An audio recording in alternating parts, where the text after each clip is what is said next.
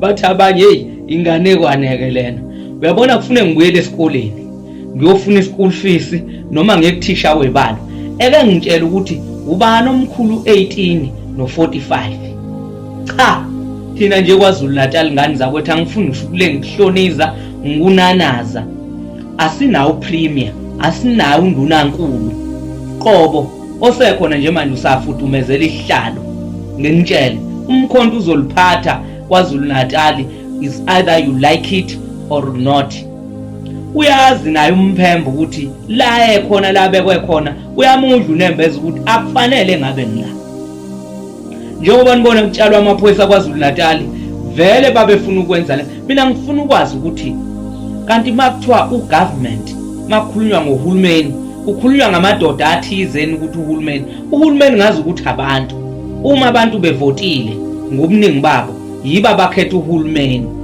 Kuyangidida ke lokho enikwenzayo webantu laba kuyangidida lokho enikwenzayo kodwa ke nifudumeza izihlalo. Niyangizwa ngithini? Niyongibuza ebese ningiphala ulimi. Mphemba ngiyaxolisa bhuti omdala kodwa cha awuyena upremier usazokwehla. Is either you like it or not. Naba bakubekile nonke nisazodilika. Kufanele nje ngichaze ngibeke kucaca. Ngifuna ukunitshela futhi ukuthi weyimeya namakhansela nonke niyaphuma ngo2026. Ugodo luqondene nani kanje. Indaba zenu ngiphethe zonke le corruption eniyenza lapho komasipala. Ngizobe ngikhipha ngiqhulula yonke into. Mphemba ehlisa umoya bhuti omdala.